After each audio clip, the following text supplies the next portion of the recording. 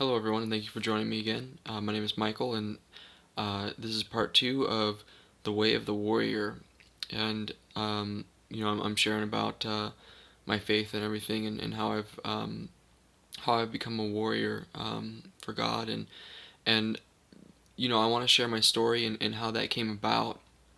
Um, but I wanted to do it quickly, so I was going to share a dream that I had that really summarized it really well and really quick. So, just hopping straight into it. I had this dream like 2 years ago, I think it was, when all this craziness was happening all around me. And I didn't understand what was happening, and I was asking God for guidance, like, what is going on? And in this dream, I'm in a Jedi temple, and I'm in this room, and then in walks this, you know, dark Jedi Sith Lord, basically. And I'm in there, and I'm like a little Padawan, and there's other little Padawans, and the first Padawan gets up and immediately goes to fight him, and he gets struck down almost as quickly as he had gotten up, because he got up really quick and went down really quick, and I almost missed it out of the corner of my eye. But after he had been struck down, I got up, and um, it was interesting the way that it happened, because it was, he was there and he meant business. He came to destroy us, and he didn't expect much opposition. And by the time I got up very casually and walked up and squared off with him. But we didn't go immediately right into the combat. It was as if it was like we were taking turns, and he was messing with us, basically. And so he pulled out a blaster and started firing at me, and I'm like dodging and weaving. I'm doing a pretty good job, but then he hits me right in the shoulder, and it was a pretty bad wound, and like my left arm was pretty badly wounded, and I couldn't move it very well. And then there was it was it was an exciting dream, because like I stood almost no chance against this guy. I mean, he was just toying with me, basically. He didn't expect me to live. I didn't know what to expect, like it was just crazy. But after that, I pulled out my blaster and I started firing at him. And then he pulled out a lightsaber and started deflecting him. And I knew that if he deflected one right back at me, he could potentially take me out. So I started firing at random just to buy myself a little bit of time, because I didn't know what to do, and I needed a little time to think. And then, I stopped firing, and then I reached down to my belt and grabbed a lightsaber. And, I clicked the lightsaber, and out pops the green blade. And and then he starts firing at me again with his blaster bolts. Well, I start blocking, but I'm very clumsy. I'm like and I'm blocking them, but it's fairly obvious I don't have a lot of experience doing this. And then but I adapted extremely quick. I mean, within a matter of seconds, I got really good at it, and by the time I was done, and this is all under a minute, like I was like doing tricks. I was like spinning in circles, and hitting it like while my back's turned to him, and then spinning around and blocking another one. And like it was really intense. I was almost showing off towards the end. And just when I was starting to get really good at it, he pulled out his lightsaber, and then we met sword to sword. And this part was like, I wish I could have TiVoed it, because it was like the most epic lightsaber duel that I had ever seen. It was comparable to when Obi-Wan and Anakin squared off, but it was even better, because there was more swings per second, and it was quicker, faster, more intense, and with more skill. I mean, like, I went to second person view because my character was moving so quickly. Like, I don't know how to sword fight in real life, and my character was moving so quickly and with such skill and such ferocity. I mean, my character was matching him strike for strike. He was going high, he was going low, he was striking, I was blocking, I was striking, he was blocking, and it was just so quick. It was like the lightsaber battle with Anakin and Obi-Wan Kenobi, like fast forwarded times like two or four. It was really quick, really fast, really intense. And I don't think the Sith Lord expected this intense or this epic of a battle. Like, he didn't expect this good of a fight, and he saw that he wasn't winning, and he got really frustrated, and so he pulled out this trick. There was a pause in the battle, and we locked lightsabers like this. We were locked like this, and he basically um, took it like halfway, like in a half circle like this, and then he kind of circled around like that, and then went whoosh. And basically, he did it at an angle and a trajectory that was basically impossible to block. And it was basically designed, well thought out scheme to do a one hit kill, basically. And somehow I don't know if I sensed it coming or if I just reacted really well, but I just managed to just barely block it. But he did it so quick and so fast, and I didn't expect it, that yeah, I blocked it. But he like it's like he shoved my lightsaber into me, basically, like not like a death blow, but enough to injure me pretty badly. And also his lightsaber nailed me as well. So yeah, I blocked it, but I was injured by in blocking it, fairly good. Um, but I was still mobile. Like I was still in the fight, basically. So I don't think either of us expected me to survive that. I was pretty shocked. Like I was pretty stunned, basically. But I got back into the fight, and he got back into the fight, and it was we went back and forth, this intense battle again. And then there was another pause. He did the same move, except this time I knew what was coming, and I blocked it. And each time he did that same move, because he kept trying it over and over, but I kept getting better at blocking it. I mean, I knew exactly what to do that uh, when that move was done. And so, towards the end of the lightsaber battle, I was adapting so well that I was starting to get the upper hand in the battle. And there was a pause in the combat, and I basically did this super backflip, and I was backflipping in the air, and then he did a super jump, like that was even greater. Like he had more momentum, and he was jumps just straight. And so he started swinging at me in the air, and I'm like, while I'm flipping, I'm using my lightsaber to just block all his hits. And then I literally, like, in the air as I'm flipping and as he's coming at me, I kicked him, like a mule kick. And I did it at just the right angle, that I went down this small hole in the wall, and he just slammed right into the wall. And so I went down this like garbage chute, basically, is what it was, and I landed in this dumpster. And then I hopped out of the dumpster, and I had two choices. There was a pathway to the left and a pathway to the right, and it was like in a sewer type area. And um, I knew that he was gonna find me, so I had to move really quickly. So I went to the right side, the right path, and then the dream ended. And so, it was a quick dream. It was very intense. I mean, the lightsaber battle was so intense. It was like the most intense, like the coolest dream I ever had. I mean, if there was a dream that I wish I could have had into a movie, it would be that one. But there was so much symbolism. I mean, and that quick, like, I don't know if it was like a 5 minute dream or less. It explained like 2 years of my life, basically, of just this craziness. But it explained it in a way that made sense, because in the craziness of what I was going through, I didn't understand what was going on. So I'd like to walk through and explain, the symbolism behind that. The reason why I know the symbolism is because, I'm a little bit of a Star Wars geek. I know the Star Wars movies, and I know the Star Wars game.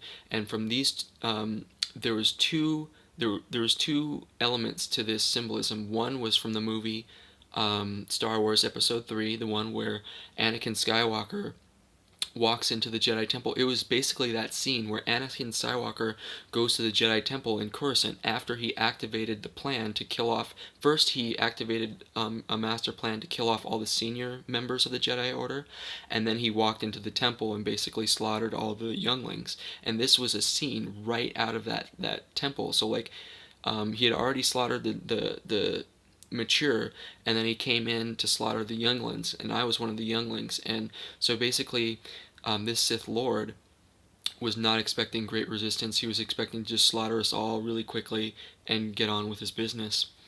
Um, and so that was the first part of the symbolism that I realized. The second part of the symbolism that I realized was from Jedi Knights, uh, Star Wars Knights of the Old Republic 2. the Sith Lords. I recognized his outfit, and I recognized my outfit. I recognized his outfit as the highest class of the Dark Jedi, which is the Sith Lord outfit. It's comparable to the light side, the Jedi Master, which is the highest level of the Jedi, and I was the lowest member of the Jedi. I was like either a Padawan or an apprentice or a youngling or something. I was basically just white rags, and that's what a Padawan robe would look like. And so, um, you know, so I can tell based upon that that he was a very high ranked dark Jedi, and I was a very low ranked light side Jedi. Um, so the first Padawan was cut down, and I think he had like kind of grayish robes. Um, so his standing for where he was, light side or dark side, was a little fuzzy, and he was struck down rather quickly. And then I got up, and I went over there, and the blaster bolts were almost symbolic of like fiery darts, I think. And I knew the Bible pretty well, but I didn't know how to use it. Like, I didn't know how to use it to defend myself, basically, but I knew it well enough to avoid bad things. So it's like, okay, this came into my life, but I know that's bad, so I avoid it. That came, but I knew enough to avoid it, and that came enough to avoid it. But one of these things from the devil got me, and I don't know what it was, but it nailed me in the arm pretty good. And so my left arm was immobilized, and my ability to combat was lessened. And I don't like, as far as the symbolism, when I started shooting, obviously I'm not sending fiery darts, so I don't know exactly what I was doing. Maybe I was Bible thumping or something. I don't know, but I don't understand that part of the movie, but or that part of the dream. But when I pulled out my lightsaber, I can tell by the color of my lightsaber symbolism, because I knew the different classes of Jedi.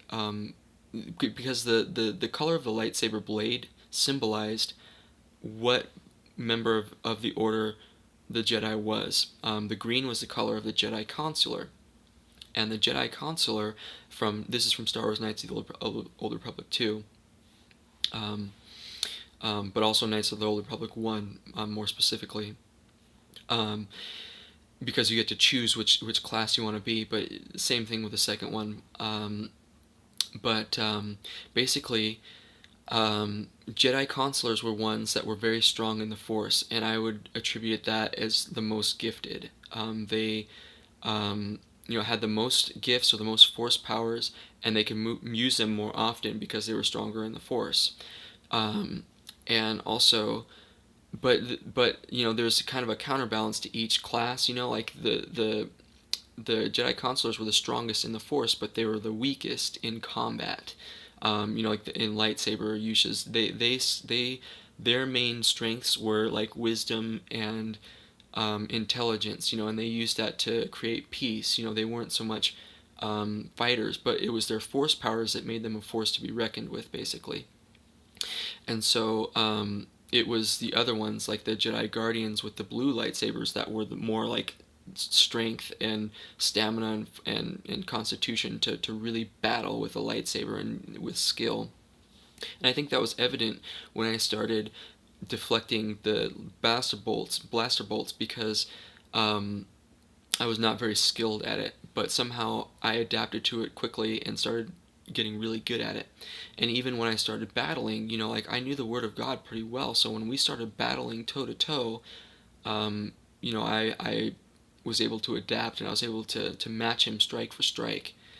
And so that's there was a lot of symbolism right there, and it really explained what was going on. And that special move that he did, like that spoke to me in a very personal way, and I don't think I'll go too far into that, but I just had some really crazy experiences in my life, and I know that there have been some times where I've had some really close calls, and of the supernatural nature and of the bad supernatural nature, and not close calls like a demon popped out of my closet, a monster out of my closet and was gonna get me, but like just really wild things that created so much fear in me, and just really crazy events that played out, um, and things that I was experiencing in the supernatural and seeing in the supernatural that I know, um, it just explained those events to me. And especially that special move that he did explained a few things that had happened in my life, and I adapted to those. Just like in the dream, I adapted to those to, like, okay, I know what's coming, so I can respond accordingly. And I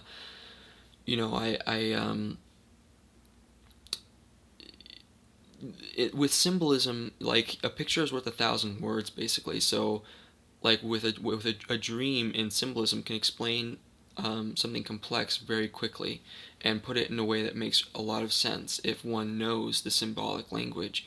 And so I obviously knew the symbolic language already because of my knowledge of that, and I think God knew that. And so I believe that this dream was from God explaining to me and answering my prayers about, like, what was going on. And it just kind of explained, and I believe that that dark Sith Lord was the devil, because he looked like Darth Maul, except it was all black, so he wasn't Darth Maul and he wasn't Anakin Skywalker, but it seemed like he was on a mission to destroy all the Jedi. And at that point, he was fairly, in the movie, he was almost completely successful at having done that, and I somehow survived. And then basically, um, I don't know if there's any more symbolism to it, um, but it just kind of really explained, and like, I learned really quickly how to do battle, but I learned through, taking hits, and